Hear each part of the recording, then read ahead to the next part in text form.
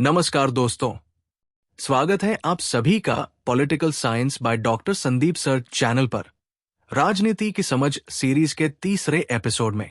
आज का विषय है लोकतंत्र और इसके प्रतिनिधि।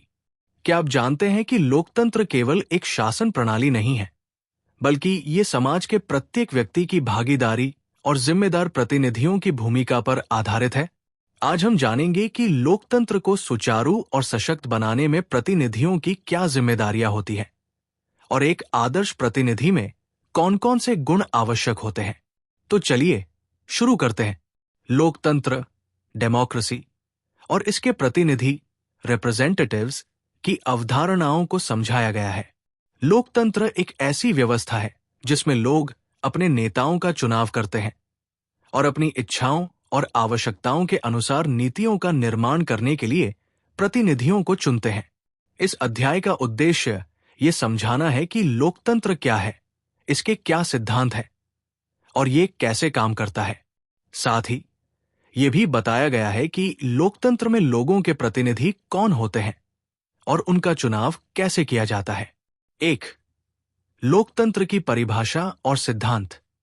लोकतंत्र वो शासन व्यवस्था है जिसमें लोगों का शासन होता है। इसका मतलब है कि सत्ता का स्रोत जनता है और नागरिकों को अपने नेता चुनने का अधिकार होता है। लोकतंत्र के 3 महत्वपूर्ण सिद्धांत होते हैं। लोक की सर्वोच्चता, सॉवरेंटी ऑफ द पीपल। लोकतंत्र में सत्ता का स्रोत जनता होती है। यह सिद्धांत ये कहता है कि शासन की वास्तविक शक्ति जनता के पास होती है और वे अपनी इच्छाओं और जरूरतों के अनुसार सरकार का गठन करते हैं। स्वतंत्रता और अधिकार, लिबर्टी एंड राइट्स। लोकतंत्र में हर व्यक्ति को अपनी राय व्यक्त करने, अपने विचार साझा करने और अपने अधिकारों का उपयोग करने की स्वतंत्रता मिलती है। हर नागरिक को समान अधिकार प्राप्त होते हैं और किसी भी प्रकार के भेदभाव की अनुमति नहीं होती। न्याय, जस्टिस। लोकतंत्र में हर व्यक्ति को न्याय की प्राप्ति होती है। यह सुनिश्चित किया जाता है कि हर किसी को समान अवसर मिले और उसे अपने अधिकारों का पालन कराने के लिए न्यायालय से सहारा मिल सके। लोकतंत्र की परिभाषा। लोकतंत्र एक ऐसी शासन व्यवस्था है जिसमें शासक जनता के द्वारा चुने जाते हैं और शासक अपने कर्तव्यों का निर्वाह जनता की भलाई के लिए करते हैं। ये शासन की वह प्रणाली है जो नागरिकों को शासन के बारे में निर्णय लेने का अधिकार देती है। लोकतंत्र शब्द की उत्पत्ति ग्रीक शब्द डेमोस, जनता, और क्रेटोस, शक्ति, से हुई है, जिसका अर्थ है जनता की शक्ति। लोकतंत्र में सरकार का गठन जनता द्वारा किया जाता है और यह सुनिश्चित किया जाता है कि सरकार जनता की इच्छाओं के अनुरूप काम करे। लोकतंत्र की परिभाषा और सिद्धांतों को विस्तार से समझने के लिए इसे विभिन्न दृष्टिकोणों से देखा जा सकता है। 1. लोकतंत्र की परिभाषा। लोकतंत्र एक राजनीतिक प्रणाली है जिसमें सभी नागरिकों को समान अधिकार प्राप्त होते हैं। इसे आमतौर पर लोकतंत्र या जनता का शासन कहा जाता है। लोकतंत्र में निम्नलिखित विशेषताएं होती है। जनता का शासन। लोकतंत्र में सत्ता जनता के हाथों में होती है। चुनाव के माध्यम से नागरिक अपने नेताओं को चुनते हैं और वही लोग शासन करते हैं। समानता और स्वतंत्रता। लोकतंत्र में प्रत्येक नागरिक को समान अधिकार मिलते हैं। प्रत्येक नागरिक को अभिव्यक्ति, वोट डालने और अन्य राजनीतिक अधिकारों का पूरा हक होता है। स्वतंत्र न्यायपालिका। लोकतंत्र में न्यायपालिका स्वतंत्र होती है और ये सरकार की कार्रवाई को संविधान के अनुरूप मान्यता देती है। न्यायपालिका का मुख्य कार्य ये सुनिश्चित करना है कि सरकार नागरिकों के अधिकारों का उल्लंघन न करे। नागरिक अधिकार। लोकतंत्र में नागरिकों के पास अपने अधिकारों की रक्षा का अधिकार होता है। ये अधिकार स्वतंत्रता, धर्म की स्वतंत्रता, विचार व्यक्त करने की स्वतंत्रता और अन्य बुनियादी मानवाधिकारों को शामिल करते हैं। 2. लोकतंत्र के सिद्धांत। लोकतंत्र के सिद्धांत किसी भी लोकतांत्रिक व्यवस्था की नींव होते हैं। ये सिद्धांत लोकतांत्रिक शासन के प्रमुख बुनियादी तत्व होते हैं। लोकतंत्र के कुछ प्रमुख सिद्धांत इस प्रकार है। 1. जनता की सर्वोच्चता। लोकतंत्र का पहला और सबसे महत्वपूर्ण सिद्धांत यह है कि जनता सर्वोच्च होती है। लोकतंत्र का अर्थ है जनता का शासन। इसका मतलब है कि शासन का अंतिम अधिकार जनता के पास होता है। सरकार का काम जनता के लिए काम करना होता है और ये केवल जनता की इच्छाओं और निर्णयों के आधार पर काम करती है। उदाहरण के तौर पर लोकतंत्र में चुनाव होते हैं जिसमें जनता अपनी पसंद के नेताओं को चुनती है। 2. समानता का सिद्धांत। लोकतंत्र का दूसरा महत्वपूर्ण सिद्धांत है समानता। लोकतंत्र में सभी नागरिकों को समान अधिकार और अवसर मिलता है, चाहे उनकी जाति, धर्म, लिंग या सामाजिक स्थिति कुछ भी हो। हर व्यक्ति को समान रूप से सम्मान और अधिकार प्राप्त होते हैं। वोट डालने का अधिकार, स्वतंत्रता और किसी भी नागरिक को न्याय प्राप्त करने का अधिकार लोकतंत्र की इस समानता की भावना को व्यक्त करते हैं। 3. अधिकारों और स्वतंत्रता का संरक्षण। लोकतंत्र में नागरिकों के मौलिक अधिकारों और स्वतंत्रता की रक्षा की जाती है।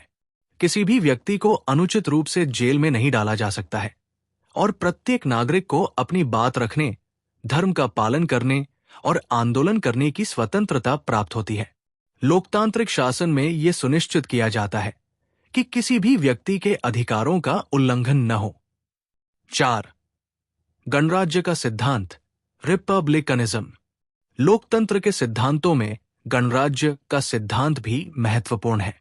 इसका मतलब है कि शासन में कोई भी शासक तानाशाह नहीं होता है, बल्कि सभी अधिकारी जनता द्वारा चुने जाते हैं और वे अपने कार्यकाल समाप्त होने के बाद पद छोड़ देते हैं।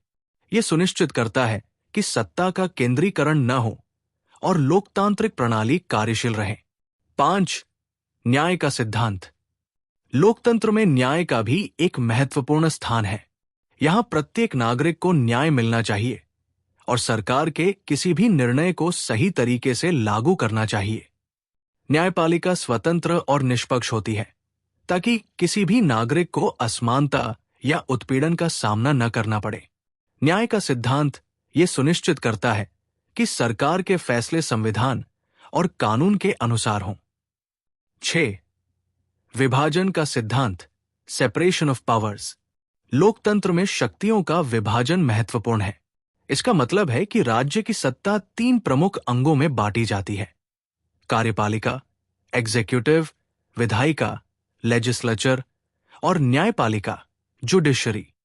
प्रत्येक अंग का कार्य अलग अलग होता है और वे एक दूसरे की शक्तियों पर नियंत्रण रखते हैं ताकि किसी भी अंग द्वारा दुरुपयोग न हो सके। 7. पार्टी सिस्टम और चुनाव का सिद्धांत। लोकतंत्र में पार्टी सिस्टम की भूमिका भी महत्वपूर्ण होती है। राजनीतिक दल जनता के बीच चुनाव प्रचार करते हैं और जनता के विचारों को शासन तक पहुंचाते हैं। चुनाव लोकतंत्र की सबसे बड़ी विशेषता है, जिसमें नागरिक अपनी पसंद के नेताओं को चुनते हैं। चुनाव स्वतंत्र, निष्पक्ष और नियमित रूप से होने चाहिए ताकि लोकतंत्र मजबूत बने। 3. लोकतंत्र के प्रकार। लोकतंत्र के विभिन्न प्रकार होते हैं जो इसके संचालन और स्वरूप को प्रभावित करते हैं। मुख्य रूप से 2 प्रकार के लोकतंत्र होते हैं। 1. प्रत्यक्ष लोकतंत्र, डायरेक्ट डेमोक्रेसी। प्रत्यक्ष लोकतंत्र में नागरिकों को सीधे शासन के निर्णयों में भागीदारी का अवसर मिलता है। इसमें कोई मध्यस्थ नहीं होते हैं और नागरिक स्वयं निर्णय लेते हैं। ये प्रणाली छोटे समुदायों या देशों में सफल होती है, जहां लोग सीधे मतदान करके कानूनों और नीतियों को पारित करते हैं। 2. प्रतिनिधि लोकतंत्र, रिप्रेजेंटेटिव डेमोक्रेसी। प्रतिनिधि लोकतंत्र में नागरिक अपने प्रतिनिधियों को चुनते हैं, जो संसद या अन्य संस्थाओं में बैठकर उनके नाम पर निर्णय लेते हैं। ये लोकतंत्र का सामान्य रूप है, जहां लोग अपने नेताओं को चुनावों के माध्यम से चुनते हैं और वे उस नेता के नेतृत्व में सरकारी नीतियों और निर्णयों का पालन करते हैं। 4. लोकतंत्र का महत्व। लोकतंत्र केवल एक शासन प्रणाली नहीं है, बल्कि ये समाज की समृद्धि और विकास का आधार है। लोकतंत्र के कुछ मुख्य महत्व इस प्रकार है। जनता की आवाज। लोकतंत्र में हर नागरिक को अपनी आवाज उठाने का अधिकार मिलता है, जिससे वे अपने अधिकारों की रक्षा कर सकते हैं और सरकार को अपने विचार प्रकट कर सकते हैं। समान अवसर। लोकतंत्र में प्रत्येक नागरिक को समान अवसर मिलता है। इस प्रणाली में लोग अपनी मेहनत और प्रतिभा के आधार पर सफलता प्राप्त कर सकते हैं, बजाय इसके कि वे किस जाति, धर्म या लिंग से हैं। शासन की जवाबदेही। लोकतंत्र में शासक अपनी गतिविधियों के लिए जनता के प्रति जवाबदेह होते हैं। चुनावों के माध्यम से लोग उन नेताओं को चुनते हैं जिन्हें वे जिम्मेदार समझते हैं, और चुनावों के परिणामों से ये तय होता है कि सरकार किसे सत्ता में लाए। मानवाधिकारों का संरक्षण। लोकतंत्र में नागरिकों के मौलिक अधिकारों की रक्षा की जाती है, जैसे अभिव्यक्ति की स्वतंत्रता, धर्म की स्वतंत्रता और किसी भी प्रकार के भेदभाव से मुक्त रहने का अधिकार।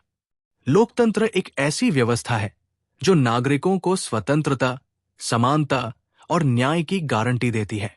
ये शासन का वह रूप है जिसमें सत्ता का स्रोत जनता होती है और जनता के अधिकारों की रक्षा की जाती है।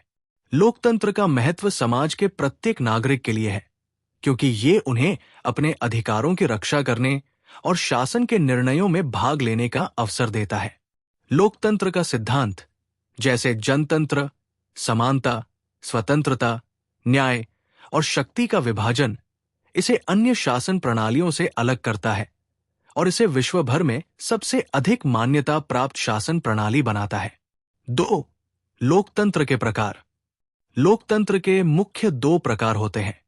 प्रतिनिधि लोकतंत्र, रिप्रेजेंटेटिव डेमोक्रेसी। इस प्रकार के लोकतंत्र में लोग सीधे तौर पर हर निर्णय नहीं लेते, बल्कि वे अपने प्रतिनिधियों को चुनते हैं, जो संसद या अन्य सरकार की संस्थाओं में बैठकर निर्णय लेते हैं। ये सबसे आम प्रकार का लोकतंत्र है जो दुनिया भर के अधिकांश देशों में लागू है। भारत, अमेरिका और इंग्लैंड जैसे देशों में प्रतिनिधि लोकतंत्र प्रणाली लागू है।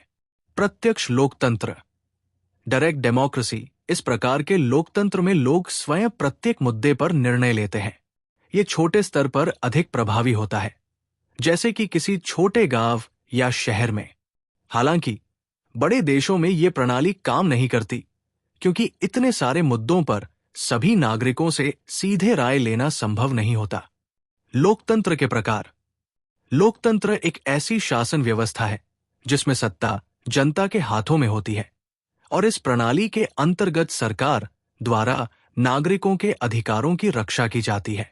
लोकतंत्र के विभिन्न प्रकार होते हैं, जो शासन की प्रक्रिया, नागरिकों की भागीदारी और सरकारी निर्णयों में नागरिकों की भूमिका के आधार पर भिन्न होते हैं।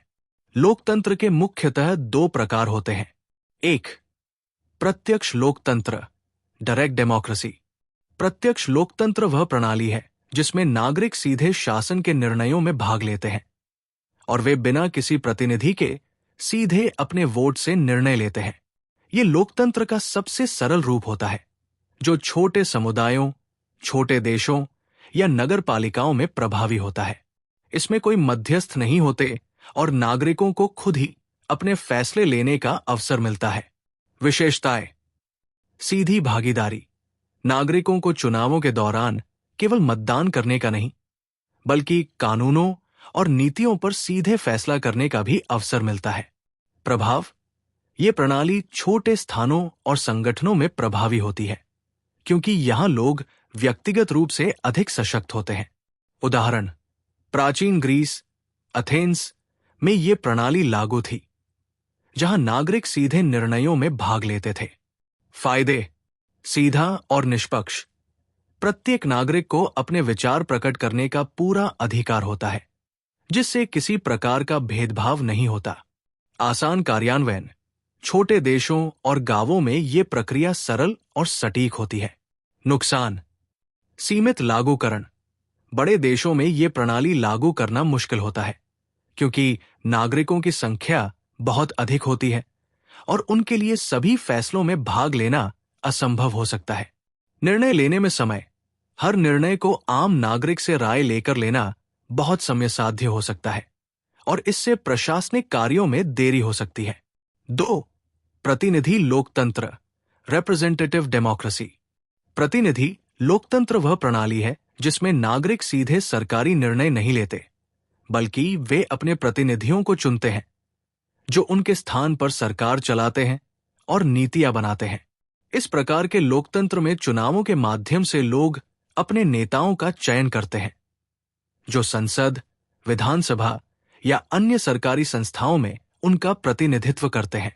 विशेषताएं: चुनाव द्वारा प्रतिनिधित्व। नागरिक अपने नेताओं को चुनावों के द्वारा चुनते हैं और ये प्रतिनिधि सरकार चलाने, निर्णय लेने और कानून बनाने में सक्षम होते हैं। शक्तियों का विभाजन। सत्ता 3 प्रमुख अंगों में विभाजित होती है: कार्यपालिका, एग्जीक्यूटिव, विधायिका, लेजिस्लेचर और न्यायपालिका, जुडिशरी। ये सिद्धांत शक्ति के संतुलन को बनाए रखने के लिए महत्वपूर्ण है। अवधि आधारित शासन। प्रतिनिधि एक निर्धारित कार्यकाल के लिए चुने जाते हैं और कार्यकाल के समाप्त होने पर फिर से चुनाव होते हैं। फायदे: व्यवस्थापन में सरलता। बड़े देशों में इस प्रणाली के द्वारा लोकतांत्रिक प्रक्रिया को सुचारू रूप से चलाना संभव होता है। पारदर्शिता और जवाबदेही। प्रतिनिधियों को उनके कार्यों के लिए चुनावों में जनता के सामने जवाबदेह होना पड़ता है। विविधता का प्रतिनिधित्व। विभिन्न जातियां, धर्म और समुदायों को सरकार में प्रतिनिधित्व प्राप्त होता है। नुकसान: जनता की दूरी। कभी कभी नागरिकों को अपने प्रतिनिधियों से सीधे संपर्क करने में कठिनाई होती है और इसलिए वे पूरी तरह से सरकार के निर्णयों पर प्रभाव डालने में असमर्थ होते हैं। नियंत्रण की कमी। अगर प्रतिनिधि अपनी शक्ति का दुरुपयोग करते हैं तो उन्हें सजा देने के लिए तंत्र कमजोर हो सकता है, खासकर जब राजनीतिक दल उनके पक्ष में खड़े होते हैं। उदाहरण: भारत। भारत में प्रतिनिधि लोकतंत्र है, जहां नागरिक अपने प्रतिनिधियों को चुनावों के माध्यम से चुनते हैं और वे अपनी सरकार को चलाने और नीतियां बनाने के लिए जिम्मेदार होते हैं। संयुक्त राज्य अमेरिका। यहां राष्ट्रपति, सांसद और राज्य के प्रतिनिधि चुनावों द्वारा चुने जाते हैं। 3. संवैधानिक लोकतंत्र, कॉन्स्टिट्यूशनल डेमोक्रेसी। संवैधानिक लोकतंत्र वह प्रणाली है जहां लोकतांत्रिक शासन के सभी सिद्धांतों और प्रक्रियाओं को एक संविधान द्वारा नियंत्रित किया जाता है। संविधान में स्पष्ट रूप से नागरिकों के अधिकार, सरकार की संरचना और कार्य करने के तरीके को परिभाषित किया जाता है। संविधान यह सुनिश्चित करता है कि सरकार अपनी शक्तियों का दुरुपयोग न करे और नागरिकों को उनके अधिकारों की रक्षा मिले।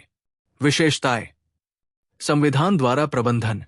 सरकार के कार्यों और नागरिकों के अधिकारों को संविधान द्वारा नियंत्रित किया जाता है। न्यायिक समीक्षा। न्यायपालिका के पास ये अधिकार होता है कि वो सरकार के किसी भी निर्णय को संविधान के खिलाफ होने पर रद्द कर सकती है। संविधान का सर्वोच्च स्थान। संविधान को सबसे महत्वपूर्ण कानूनी दस्तावेज माना जाता है और सभी सरकार के निर्णय इस संविधान के अनुसार होते हैं। फायदे: कानूनी सुरक्षा।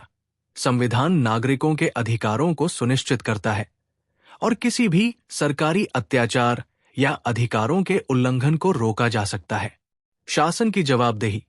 सरकार को संविधान और कानूनों के तहत जवाबदेह ठहराया जा सकता है, जिससे शासन में पारदर्शिता बनी रहती है। नुकसान: संविधान के अनुसार कठोर निर्णय। कभी कभी संविधान में निर्धारित प्रावधानों के कारण किसी आपातकालीन स्थिति में निर्णय लेने में कठिनाई हो सकती है।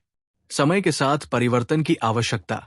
संविधान के प्रावधानों को समय समय पर संशोधित करने की आवश्यकता हो सकती है ताकि वो समाज के बदलते रूपों के अनुरूप हो। लोकतंत्र के प्रकार उस देश या राज्य की सांस्कृतिक, ऐतिहासिक और सामाजिक संरचना पर निर्भर करते हैं। हालांकि लोकतंत्र का उद्देश्य जनता के अधिकारों की रक्षा करना और शासन में उनकी भागीदारी सुनिश्चित करना है, फिर भी विभिन्न प्रकार के लोकतंत्र में इसे अलग अलग तरीकों से लागू किया जाता है। प्रत्यक्ष लोकतंत्र। प्रतिनिधि लोकतंत्र और संवैधानिक लोकतंत्र के बीच अंतर को समझने से हमें ये पता चलता है कि हर लोकतांत्रिक प्रणाली अपनी विशेष परिस्थितियों और चुनौतियों के साथ काम करती है। 3. लोकतंत्र में प्रतिनिधि का चुनाव। लोकतंत्र में जनता के द्वारा चुने गए प्रतिनिधि उस समाज का मार्गदर्शन करते हैं। ये प्रतिनिधि नागरिकों की ओर से विभिन्न मुद्दों पर निर्णय लेते हैं और उन पर काम करते हैं। चुनाव के माध्यम से ये प्रतिनिधि चुने जाते हैं। चुनाव एक महत्वपूर्ण प्रक्रिया है जो लोकतंत्र के मूल सिद्धांतों में से एक है। इसमें निम्नलिखित प्रक्रिया होती है। मतदान।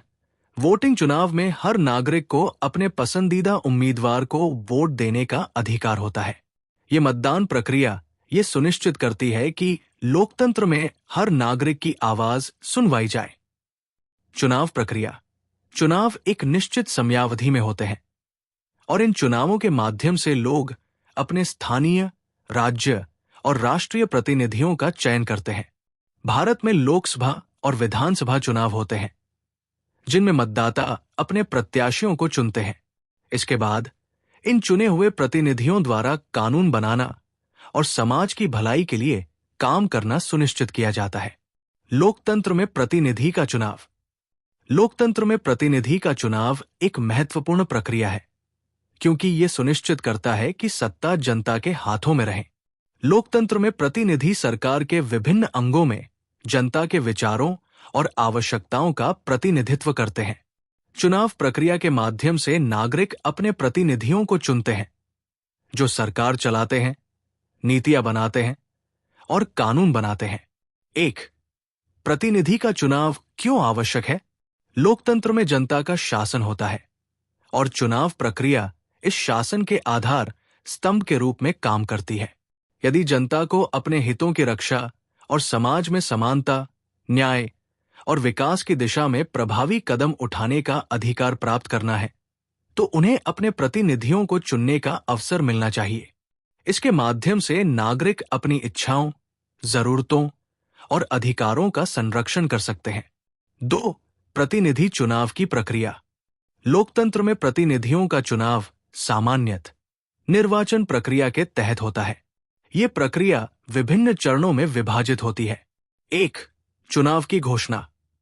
चुनाव प्रक्रिया का पहला चरण है चुनाव की घोषणा। सरकार या चुनाव आयोग चुनाव की तारीखों का ऐलान करता है और चुनाव के लिए तैयारियां शुरू कर दी जाती है। 2. पार्टी का गठन और उम्मीदवारों की घोषणा।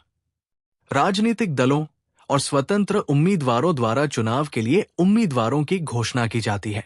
पार्टी उम्मीदवारों को चुनावी मैदान में उतारती है और उनकी प्रचार गतिविधियां शुरू करती है। 3.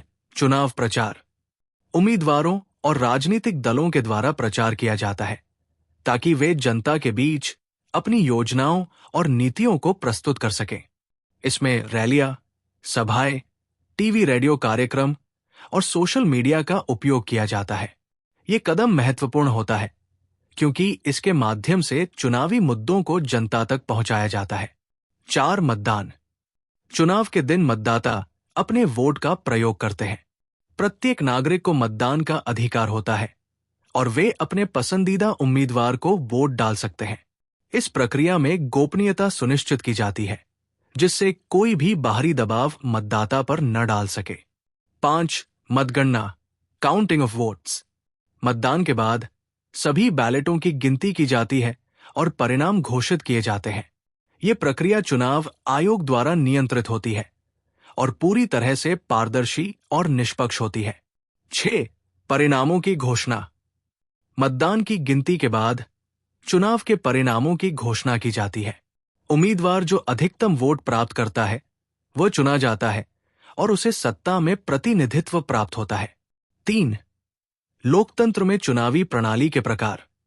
लोकतंत्र में चुनावी प्रणाली विभिन्न देशों और उनकी विशेषताओं के आधार पर भिन्न हो सकती है। मुख्यतः 2 प्रकार की चुनावी प्रणालियां प्रचलित हैं। 1. प्रतिनिधि प्रणाली, रिप्रेजेंटेटिव सिस्टम। विधायिका में प्रतिनिधि चुनाव। लोकतंत्र में आमतौर पर प्रतिनिधि प्रणाली के तहत प्रतिनिधियों का चुनाव किया जाता है। इस प्रणाली में नागरिक अपने प्रतिनिधियों को चुनते हैं जो उनकी ओर से सरकार और विधायिका में निर्णय लेते हैं। उदाहरण, भारत में लोकसभा और विधानसभा के चुनावों में इस प्रणाली का पालन किया जाता है। 2. Proportional representation, proportional representation. इस प्रणाली में प्रत्येक राजनीतिक दल को वोटों के प्रतिशत के आधार पर प्रतिनिधित्व मिलता है। यदि किसी पार्टी को 30% वोट मिलते हैं तो वो 30% सीटों पर प्रतिनिधित्व प्राप्त करती है। उदाहरण, कई यूरोपीय देशों में इस प्रणाली का पालन किया जाता है, जैसे स्वीडन, डेनमार्क आदि। 3. सीमित प्रतिनिधित्व, लिमिटेड रिप्रेजेंटेशन। इसमें नागरिकों को अपने प्रतिनिधि चुनने की अनुमति होती है, लेकिन चुनाव के दौरान कुछ विशेष अधिकार और सीमाएं होती हैं। इसे प्रत्येक जिले में अधिकतम सीटों की संख्या के आधार पर विभाजित किया जाता है। 4. चुनाव के दौरान चुनावी प्रक्रियाओं में पारदर्शिता और निष्पक्षता। लोकतंत्र में प्रतिनिधि चुनाव की प्रक्रिया निष्पक्ष, स्वतंत्र और पारदर्शी होनी चाहिए। यह सुनिश्चित करना बेहद जरूरी है कि चुनाव में कोई भी धोखाधड़ी न हो और सभी नागरिक बिना किसी भय या दबाव के अपने वोट का प्रयोग कर सकें। इसके लिए निम्नलिखित उपाय किए जाते हैं। चुनाव आयोग का नियंत्रण। चुनाव आयोग स्वतंत्र रूप से चुनाव प्रक्रिया की निगरानी करता है और यह सुनिश्चित करता है कि चुनाव निष्पक्ष तरीके से हो। Code of conduct. Code of conduct चुनावों के दौरान राजनीतिक दलों और उम्मीदवारों के लिए एक आदर्श आचार संहिता बनाई जाती है, जिससे वे किसी प्रकार के अनैतिक प्रचार या धोखाधड़ी से बच सकें। Electronic voting machine EVM. कई देशों में इलेक्ट्रॉनिक वोटिंग मशीनों का उपयोग किया जाता है ताकि वोटों की गिनती में कोई गलती न हो और चुनाव प्रक्रिया तेज हो। निष्पक्ष मीडिया। मीडिया को स्वतंत्र रूप से चुनावी समाचारों का प्रसारण करने की अनुमति होती है ताकि जनता को सभी उम्मीदवारों और दलों के विचारों का सही ज्ञान हो सके। 5. चुनाव के परिणाम और प्रतिनिधित्व। चुनाव के परिणामों के बाद सबसे अधिक वोट पाने वाला उम्मीदवार या पार्टी सत्ता में आती है। चुने गए प्रतिनिधि सरकार की नीतियों का निर्धारण करते हैं और जनता के हितों के लिए काम करते हैं। 1. संसदीय चुनाव, पार्लियामेंट्री इलेक्शंस। संसद में प्रतिनिधित्व। इस प्रकार के चुनावों में नागरिक अपने सांसदों को चुनते हैं, जो संसद में विभिन्न कानूनों पर चर्चा करते हैं और पारित करते हैं। 2. स्थानीय चुनाव, लोकल इलेक्शंस। स्थानीय मुद्दों का प्रतिनिधित्व।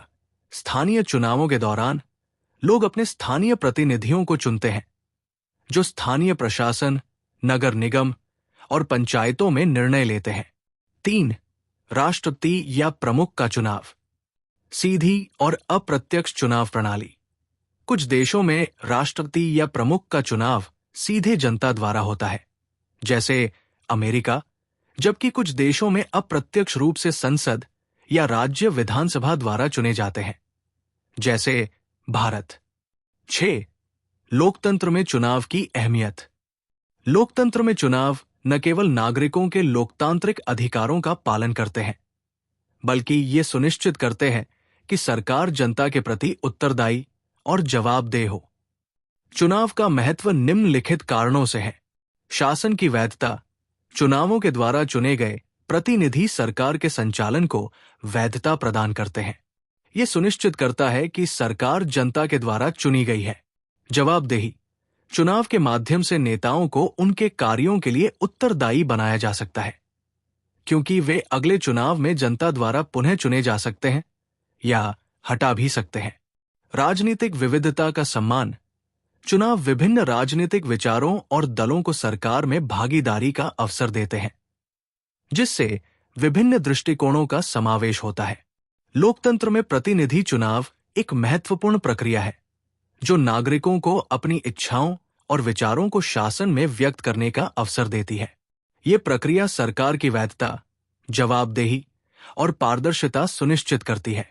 चुनावों के माध्यम से जनता अपने भविष्य को आकार देती है और ये सुनिश्चित करती है कि उनके प्रतिनिधि उनकी आकांक्षाओं और आवश्यकताओं के अनुसार काम करें।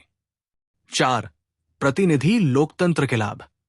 प्रतिनिधि लोकतंत्र में निम्नलिखित लाभ होते हैं। सामूहिक निर्णय। सभी नागरिकों का हर निर्णय में भाग लेना संभव नहीं होता, इसलिए प्रतिनिधियों द्वारा निर्णय लेना एक प्रभावी तरीका होता है। इन प्रतिनिधियों को जनता ने चुना होता है और ये उनकी भलाई के लिए काम करते हैं। विशेषज्ञता, एक्सपर्टीज। प्रतिनिधि ऐसे लोग होते हैं जो शासन, कानून और प्रशासन से संबंधित मुद्दों पर बेहतर समझ रखते हैं। इस प्रकार वे बेहतर निर्णय ले सकते हैं, जो देश और समाज की विकासात्मक दिशा में सहायक हो। संतुलन और सामंजस्य। प्रतिनिधि लोकतंत्र में विभिन्न विचारों और दृष्टिकोणों को ध्यान में रखते हुए निर्णय लिया जाता है, जिससे समाज में संतुलन बना रहता है। सभी वर्गों और समुदायों की भलाई सुनिश्चित की जाती है। प्रतिनिधि लोकतंत्र के लाभ। प्रतिनिधि लोकतंत्र एक ऐसी शासन प्रणाली है जिसमें नागरिकों द्वारा चुने गए प्रतिनिधि सरकार चलाने और निर्णय लेने के लिए जिम्मेदार होते हैं। ये प्रणाली विशेष रूप से बड़े देशों या समाजों में प्रभावी होती है, जहां प्रत्यक्ष लोकतंत्र डायरेक्ट डेमोक्रेसी लागू करना संभव नहीं होता। प्रतिनिधि लोकतंत्र का उद्देश्य नागरिकों को अपने निर्णयों में प्रभावी तरीके से भाग लेने का अवसर देना और उनके हितों की रक्षा करना है। प्रतिनिधि लोकतंत्र के प्रमुख लाभ। 1. प्रभावी शासन संचालन, एफिशिएंट गवर्नेंस। प्रतिनिधि लोकतंत्र में नागरिकों को अपने नेताओं को चुनने का अधिकार होता है, जो बाद में शासन के संचालन में दक्षता लाने के लिए निर्णय लेते हैं। चूंकि निर्णय एक छोटे समूह द्वारा किए जाते हैं, इसलिए बड़े और जटिल मुद्दों पर विचार करने और जल्दी से कार्यान्वयन करने की क्षमता होती है। ये प्रक्रिया शासन को अधिक संगठित और समर्पित बनाती है। 2. विशेषज्ञों का प्रतिनिधित्व, रिप्रेजेंटेशन ऑफ एक्सपर्ट्स। इस प्रणाली में नागरिक अपने प्रतिनिधियों को चुनावों के माध्यम से चुनते हैं, जो अक्सर समाज के विभिन्न क्षेत्रों में विशेषज्ञ होते हैं। ये प्रतिनिधि न केवल जनहित में निर्णय लेते हैं, बल्कि वे अपने अनुभव और समझ के आधार पर अच्छे नीतिगत फैसले भी लेते हैं। इससे शासन को बेहतर नेतृत्व और दिशा मिलती है। 3. स्थिरता, स्टेबिलिटी। प्रतिनिधि लोकतंत्र में चुनाव के माध्यम से चुने गए प्रतिनिधि एक निश्चित समयावधि के लिए सरकार चलाते हैं। ये राजनीतिक स्थिरता का निर्माण करता है, क्योंकि सरकार के फैसले एक निश्चित कार्यकाल तक स्थिर रहते हैं। स्थिर शासन से न केवल प्रशासन में सुधार होता है, बल्कि ये समाज में विश्वास और शांति भी बनाए रखता है। 4. पारदर्शिता और जवाबदेही, ट्रांसपेरेंसी एंड अकाउंटेबिलिटी। प्रतिनिधि लोकतंत्र में नागरिक अपने नेताओं को समय समय पर जवाबदेह ठहराते हैं। यदि किसी प्रतिनिधि ने अपना कार्य सही तरीके से नहीं किया, या यदि वो अपने कार्यों में भ्रष्टाचार में लिप्त पाया गया, तो उसे अगले चुनाव में मतदान द्वारा बाहर किया जा सकता है। इस प्रकार ये प्रणाली पारदर्शिता और जिम्मेदारी सुनिश्चित करती है। 5. विविधता और समानता का सम्मान, respect for diversity and equality. लोकतांत्रिक प्रणाली में विभिन्न विचारधाराओं, जातियों, धर्मों और भाषाओं के समूहों को अपने प्रतिनिधियों के माध्यम से समान रूप से प्रतिनिधित्व का अवसर मिलता है। ये सुनिश्चित करता है कि समाज के सभी वर्गों की आवाज सुनाई दे और उनके हितों की रक्षा हो। प्रतिनिधि लोकतंत्र में सभी नागरिकों को समान अधिकार मिलते हैं और कोई भी समूह हाशिए पर नहीं जाता। 6. नागरिकों का सक्रिय भागीदारी, एक्टिव सिटीजन पार्टिसिपेशन। प्रतिनिधि लोकतंत्र में नागरिकों का हिस्सा केवल चुनाव तक सीमित नहीं रहता। चुनाव के बाद वे अपने प्रतिनिधियों से संपर्क करके अपने विचार और समस्याएं साझा कर सकते हैं। इससे नागरिकों का प्रशासन में निरंतर सक्रिय योगदान बना रहता है, जिससे सरकार अपने कार्यों में अधिक सटीकता और पारदर्शिता रखती है। 7. समाज की सहमति और विश्वास, सोशल कंसेंसस एंड ट्रस्ट। चुनाव के माध्यम से चुने गए प्रतिनिधि समाज के विभिन्न वर्गों का प्रतिनिधित्व करते हैं और ये सभी को एक मंच पर लाता है। ये प्रक्रिया समाज के विभिन्न हिस्सों के बीच सहमति और विश्वास की भावना को बढ़ाती है, जिससे सामूहिक विकास में मदद मिलती है। लोगों को लगता है कि उनकी आवाज सुनी जा रही है और वे इस प्रक्रिया में सक्रिय रूप से भाग लेते हैं। 8. लोकतंत्र में वैधता, लेजिटिमेसी ऑफ गवर्नेंस। जब प्रतिनिधियों को चुनावों के माध्यम से चुना जाता है, तो उनका शासन वैध होता है। वे जनता की इच्छा और आकांक्षाओं के अनुसार कार्य करते हैं। इससे सरकार की वैधता बढ़ती है, क्योंकि लोग महसूस करते हैं कि उनकी इच्छा के अनुसार निर्णय लिए जा रहे हैं। 9. कानूनी और संस्थागत नियंत्रण, लीगल एंड इंस्टीट्यूशनल चेक्स। प्रतिनिधि लोकतंत्र में एक स्थिर और मजबूत कानूनी ढांचा होता है, जो सत्ता के दुरुपयोग को रोकता है। विधायिका, कार्यपालिका और न्यायपालिका के बीच शक्ति का विभाजन ये सुनिश्चित करता है कि किसी भी एक अंग को अत्यधिक शक्ति न मिले। ये सुनिश्चित करता है कि सभी संस्थाएं एक दूसरे के कामकाज पर नजर रखती है और निष्पक्ष रूप से कार्य करती है। 10. कभी न खत्म होने वाली सुधार प्रक्रिया, कंटिन्यूअस इंप्रूवमेंट प्रोसेस। प्रतिनिधि लोकतंत्र में चुने गए प्रतिनिधि समाज के बदलते हुए मुद्दों और जरूरतों के अनुसार नीतियों में सुधार करते रहते हैं। जैसे जैसे समाज में बदलाव होते हैं, प्रतिनिधि नए विचारों और आवश्यकताओं के आधार पर निर्णय लेते हैं। ये प्रक्रिया लोकतंत्र को हमेशा गतिशील और समयानुकूल बनाए रखती है। 11. स्वतंत्रता और अधिकारों की रक्षा, protection of freedoms and rights. प्रतिनिधि लोकतंत्र में नागरिकों को अपने मूल अधिकारों की रक्षा की गारंटी होती है, जैसे स्वतंत्रता, समानता और अभिव्यक्ति की स्वतंत्रता। जब ये अधिकार सुनिश्चित होते हैं तो समाज में शांति और संतुलन बना रहता है। 12. राजनीतिक प्रतिस्पर्धा, पॉलिटिकल कंपटीशन। प्रतिनिधि लोकतंत्र में राजनीतिक दलों के बीच प्रतिस्पर्धा होती है। ये प्रतिस्पर्धा न केवल चुनावों के दौरान बल्कि विभिन्न नीतिगत मुद्दों पर भी होती है। ये प्रणाली ये सुनिश्चित करती है कि सरकार सबसे अच्छे और प्रभावी विकल्पों के आधार पर काम करे। जब चुनावी प्रक्रिया में प्रतिस्पर्धा होती है तो ये सरकारी नीतियों में सुधार और विकास की दिशा में काम करती है। निष्कर्ष, प्रतिनिधि लोकतंत्र के कई लाभ होते हैं जो सरकार के संचालन को प्रभावी, पारदर्शी और जवाबदेह बनाते हैं। ये नागरिकों को सशक्त बनाता है, उनके अधिकारों की रक्षा करता है और समाज में सामूहिक सहमति का निर्माण करता है। हालांकि इस प्रणाली के कुछ नुकसान भी हो सकते हैं, लेकिन ये लोकतंत्र का सबसे व्यावहारिक रूप है, विशेषकर बड़े और विविध समाजों में जहां सीधे लोकतंत्र को लागू करना मुश्किल हो सकता है। 5. लोकतंत्र और सरकार। लोकतंत्र का उद्देश्य सिर्फ एक चुनाव प्रक्रिया नहीं है, बल्कि ये एक सिस्टम है जो समाज के हर हिस्से को और नागरिकों को बराबरी का दर्जा देता है।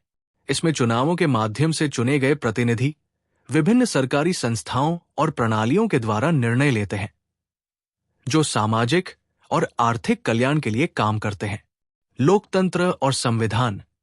लोकतंत्र को स्थापित करने के लिए संविधान आवश्यक है। संविधान लोकतंत्र की नींव है, जो ये निर्धारित करता है कि चुनाव कैसे होंगे, अधिकारों और कर्तव्यों को कैसे सुनिश्चित किया जाएगा और सरकार किस प्रकार काम करेगी। संविधान नागरिकों के अधिकारों की सुरक्षा करता है और सरकार के कार्यों की निगरानी करता है। कार्यपालिका, न्यायपालिका और विधायिका। लोकतंत्र में 3 प्रमुख संस्थाएं होती हैं: विधायिका, लेजिस्लेचर, कार्यपालिका, एग्जीक्यूटिव और न्यायपालिका, जुडिशरी। विधायिका नए कानून बनाती है, कार्यपालिका उन कानूनों को लागू करती है और न्यायपालिका ये सुनिश्चित करती है कि कानूनों का सही ढंग से पालन हो रहा है। लोकतंत्र और सरकार। लोकतंत्र और सरकार दोनों एक दूसरे से गहरे रूप से जुड़े हुए हैं, लेकिन इन दोनों के बीच कुछ महत्वपूर्ण अंतर होते हैं। लोकतंत्र एक शासन प्रणाली है, जबकि सरकार उस लोकतंत्र के माध्यम से चलने वाली प्रशासनिक इकाई है। आइए विस्तार से समझते हैं कि लोकतंत्र और सरकार के बीच क्या संबंध है और वे कैसे कार्य करते हैं। 1. लोकतंत्र की परिभाषा। लोकतंत्र एक ऐसी शासन प्रणाली है जिसमें सत्ता का स्रोत जनता होती है। लोकतंत्र में सरकार को जनता द्वारा चुने गए प्रतिनिधियों के माध्यम से चलाया जाता है। इसका मूल सिद्धांत यह है कि प्रत्येक नागरिक को समान अधिकार प्राप्त होते हैं और वे अपनी सरकार के गठन और उसके फैसलों में सक्रिय रूप से भाग लेते हैं। लोकतंत्र के मूल सिद्धांतों में स्वतंत्रता, समानता, अधिकारों की सुरक्षा और बहुमत का शासन शामिल है। लोकतंत्र की विशेषताएं। जनता की सर्वोच्चता, सॉवरेंटी ऑफ द पीपल। लोकतंत्र में सर्वोच्च सत्ता जनता के पास होती है। सरकार का निर्माण और शासन जनता के चुनावों के आधार पर होता है। समानता, इक्वालिटी लोकतंत्र में प्रत्येक नागरिक को समान अधिकार और अवसर मिलते हैं, चाहे वो किसी भी वर्ग, जाति, धर्म या लिंग से संबंधित हो। स्वतंत्रता, फ्रीडम लोकतंत्र में नागरिकों को अपनी आवाज उठाने, सोचने, बोलने और चुनाव करने की स्वतंत्रता प्राप्त होती है। न्याय, जस्टिस लोकतंत्र में प्रत्येक नागरिक को समान और निष्पक्ष न्याय मिलने की व्यवस्था होती है। नागरिक अधिकार, सिविल राइट्स लोकतंत्र में नागरिकों के बुनियादी अधिकारों की रक्षा की जाती है, जैसे अभिव्यक्ति की स्वतंत्रता, धर्म की स्वतंत्रता आदि। 2. सरकार की परिभाषा। सरकार उस संरचना को कहा जाता है जो देश के प्रशासनिक कार्यों को चलाती है।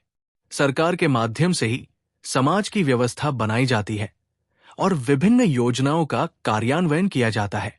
सरकार नागरिकों को कानून, सुरक्षा, सामाजिक कल्याण, स्वास्थ्य सेवाएं, शिक्षा और अन्य आवश्यक सेवाएं प्रदान करती है।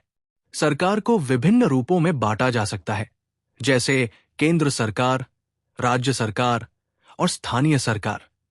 सरकार की प्रमुख विशेषताएं। शासन का संचालन, गवर्नेंस। सरकार समाज के नियमों और कानूनों को लागू करने का कार्य करती है। ये नागरिकों को कानून व्यवस्था बनाए रखने और उनका पालन करने में मदद करती है। निर्णय लेने की प्रक्रिया, डिसीजन मेकिंग। सरकार के पास विभिन्न नीतियों और योजनाओं को लागू करने का अधिकार होता है।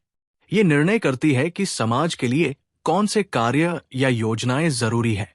सुरक्षा और न्याय, सिक्योरिटी एंड जस्टिस। सरकार का मुख्य कार्य नागरिकों को सुरक्षा प्रदान करना और उनके अधिकारों की रक्षा करना है।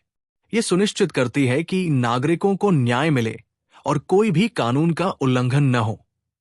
सार्वजनिक सेवाएं, पब्लिक सर्विसेज। सरकार सार्वजनिक सेवाएं जैसे शिक्षा, स्वास्थ्य, सड़कें, जल आपूर्ति आदि प्रदान करती है। ये समाज के प्रत्येक व्यक्ति की भलाई के लिए कार्य करती है। 3. लोकतंत्र और सरकार के बीच संबंध। लोकतंत्र और सरकार के बीच गहरा संबंध होता है। लोकतंत्र वह प्रणाली है जिसमें नागरिकों के पास सरकार चुनने का अधिकार होता है। जब लोग अपने प्रतिनिधियों को चुनते हैं तो वे उन सरकारों का निर्माण करते हैं जो समाज के लिए फैसले लेती है और कार्य करती है। लोकतंत्र और सरकार का संबंध इस प्रकार है। लोकतंत्र में सरकार का गठन। लोकतंत्र में सरकार का गठन चुनाव के माध्यम से होता है। नागरिकों को ये अधिकार होता है कि वे अपने प्रतिनिधि चुनें जो उनके नाम पर निर्णय ले और शासन चलाए। नागरिकों की भागीदारी। लोकतंत्र में नागरिकों का सीधे या अप्रत्यक्ष रूप से सरकार के कामों में योगदान होता है। चुनाव, जनमत संग्रह और अन्य माध्यमों से वे अपने विचार और राय व्यक्त करते हैं। लोकतंत्र में सरकार की जिम्मेदारी। सरकार का कार्य लोकतांत्रिक मूल्यों और सिद्धांतों के अनुरूप होना चाहिए। यह सुनिश्चित करना कि प्रत्येक नागरिक को समान अवसर मिले और उनके अधिकारों की रक्षा हो, सरकार की जिम्मेदारी है। लोकतंत्र में सरकार की जवाबदेही होती है, जो चुनावों के माध्यम से स्थापित होती है। 4. लोकतंत्र और सरकार के प्रकार। लोकतंत्र और सरकार विभिन्न प्रकार के हो सकते हैं, जो देशों की आवश्यकताओं और परंपराओं के आधार पर भिन्न होते हैं। लोकतंत्र के प्रकार। प्रतिनिधि लोकतंत्र, रिप्रेजेंटेटिव डेमोक्रेसी। इसमें लोग अपने प्रतिनिधियों को चुनते हैं जो उनकी ओर से निर्णय लेते हैं। ये लोकतंत्र का सबसे सामान्य रूप है, जैसे भारत, अमेरिका, ब्रिटेन आदि। प्रत्यक्ष लोकतंत्र, डायरेक्ट डेमोक्रेसी। इसमें लोग सीधे तौर पर निर्णय लेते हैं। उदाहरण के लिए स्विट्जरलैंड में कुछ स्थानीय मामलों में प्रत्यक्ष लोकतंत्र लागू होता है, जहां नागरिक खुद मतदान करके निर्णय लेते हैं। सरकार के प्रकार। संसदीय सरकार, पार्लियामेंट्री गवर्नमेंट। इस प्रकार की सरकार में विधायिका, संसद और कार्यपालिका, प्रधानमंत्री और मंत्रिपरिषद आपस में जुड़ी होती है। उदाहरण भारत, ब्रिटेन। राष्ट्रपति सरकार, प्रेसिडेंशियल गवर्नमेंट। इसमें राष्ट्रपति का कार्यपालिका में प्रमुख भूमिका होती है। उदाहरण अमेरिका, ब्राजील। संवैधानिक मोनार्की, कॉन्स्टिट्यूशनल मोनार्की। इस प्रकार की सरकार में राजा या रानी का एक औपचारिक रूप से नेतृत्व होता है, लेकिन वास्तविक शक्ति संसद या प्रधानमंत्री के पास होती है। उदाहरण ब्रिटेन, जापान। संवैधानिक लोकतंत्र, कॉन्स्टिट्यूशनल डेमोक्रेसी, ये वो लोकतंत्र है जहां संविधान द्वारा अधिकारों और कर्तव्यों की सीमाएं तय की जाती है। उदाहरण भारत, संयुक्त राज्य अमेरिका। 5. लोकतंत्र और सरकार के बीच अंतर। विषय लोकतंत्र सरकार। परिभाषा शासन प्रणाली, जिसमें नागरिकों के अधिकार सर्वोच्च होते हैं। प्रशासनिक इकाई जो शासन चलाती है। स्रोत जनता की इच्छा और चुनाव, जनता द्वारा चुने गए प्रतिनिधि या नेता। मुख्य कार्य नागरिकों को अपने अधिकारों और स्वतंत्रताओं का संरक्षण देना। नीति बनाना, कानून लागू करना और नागरिकों की भलाई के लिए काम करना। प्रकार प्रतिनिधि लोकतंत्र, प्रत्यक्ष लोकतंत्र। संसदीय सरकार, राष्ट्रपति सरकार, संवैधानिक मोनार्की आदि। भागीदारी जनता का चुनाव और मतदान। चुने गए प्रतिनिधियों द्वारा शासन। लाभ समानता, स्वतंत्रता, अधिकारों का संरक्षण। कानून का पालन, सुरक्षा, सार्वजनिक सेवाएं। निष्कर्ष, लोकतंत्र और सरकार दोनों एक दूसरे के पूरक है। लोकतंत्र एक ऐसी व्यवस्था है जिसमें सरकार के निर्माण का अधिकार जनता को मिलता है।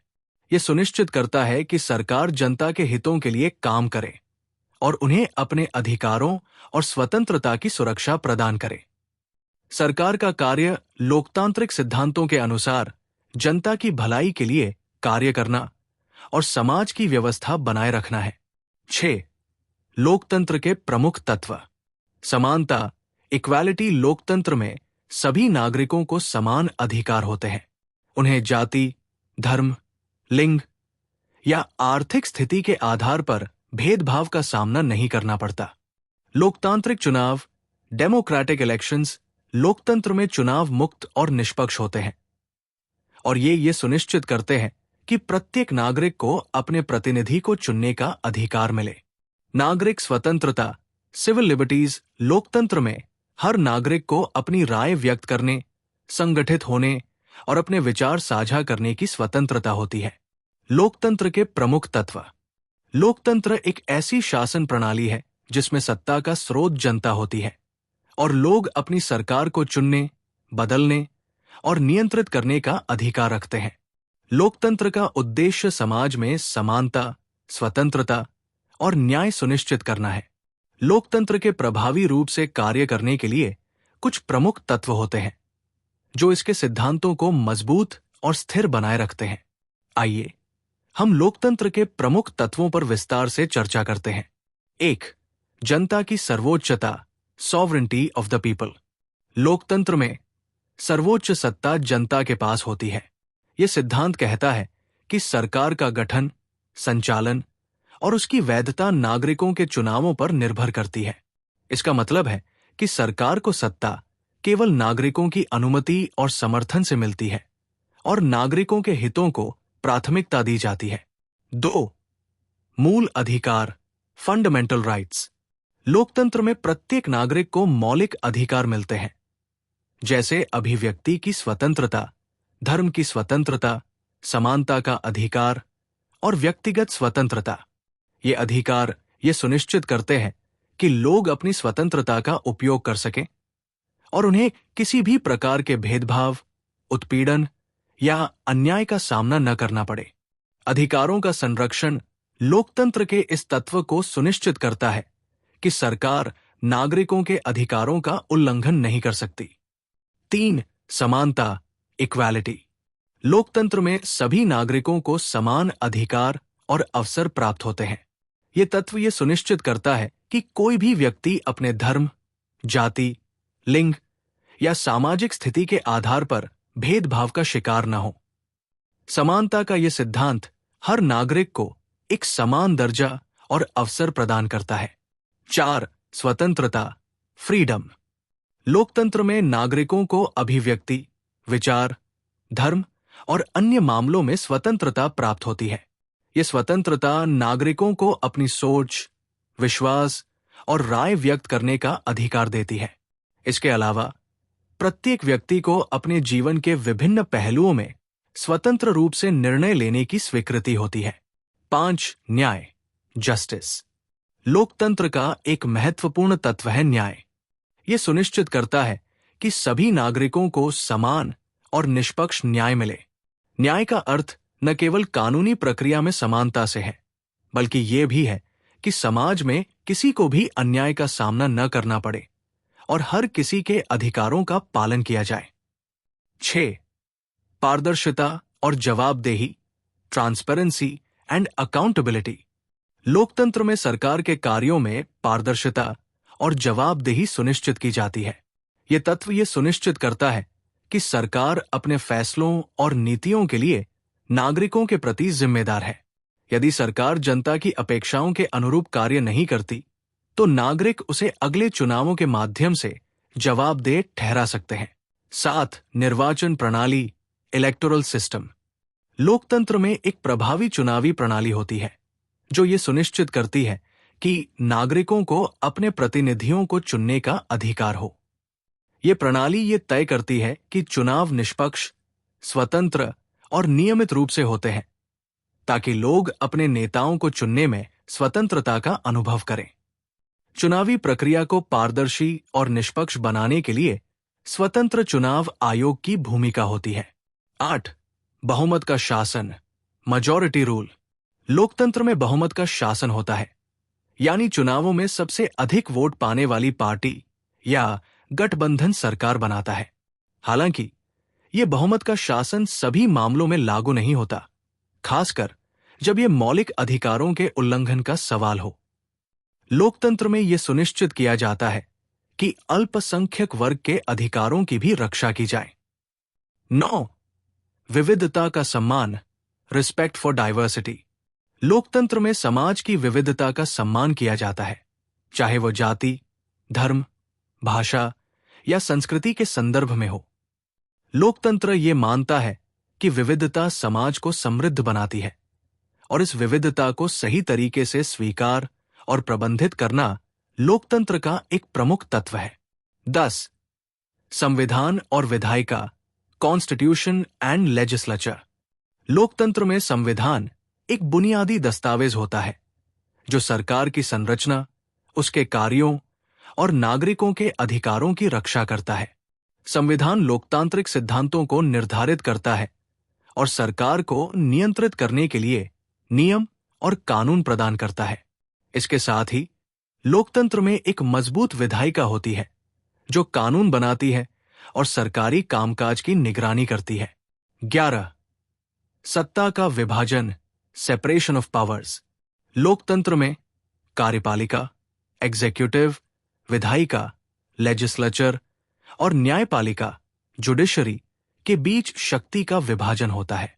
इस विभाजन का उद्देश्य यह सुनिश्चित करना है कि कोई एक अंग अत्यधिक शक्ति का दुरुपयोग न करे। यह प्रणाली यह सुनिश्चित करती है कि सरकार के सभी अंग स्वतंत्र रूप से काम करें और एक दूसरे की गतिविधियों की निगरानी करें। 12. लोकतांत्रिक संस्कृति, डेमोक्रेटिक कल्चर।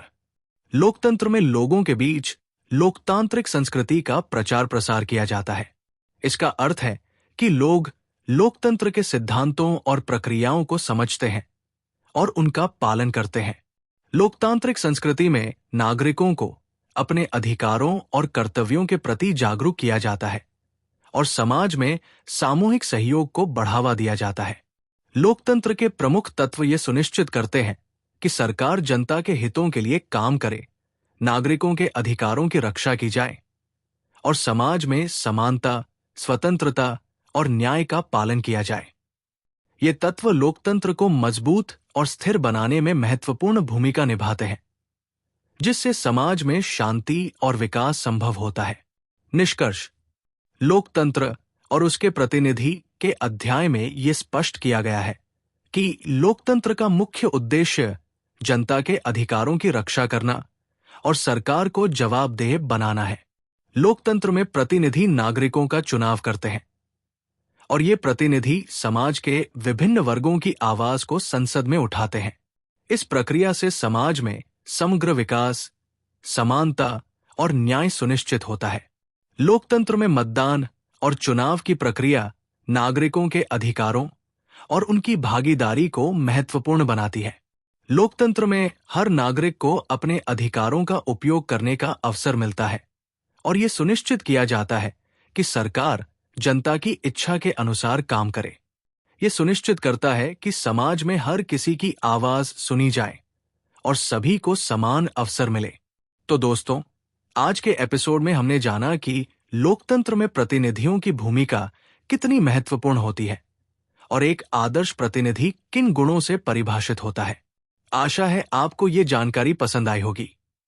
अगर आपको ये एपिसोड उपयोगी लगा हो तो इसे लाइक करें, अपने दोस्तों के साथ शेयर करें और चैनल को सब्सक्राइब करना न भूलें। बेल आइकन दबाएं ताकि आपको आने वाले एपिसोड्स की सूचना सबसे पहले मिल सके। मिलते हैं अगले एपिसोड में एक और रोचक विषय के साथ। धन्यवाद। देखने के लिए जरूरी वीडियो को लाइक करें, चैनल सब्सक्राइब करें। Political science by doctor Sandeep sir. Bell icon दबाएं ताकि आपको नए एपिसोड की सूचना मिल सके।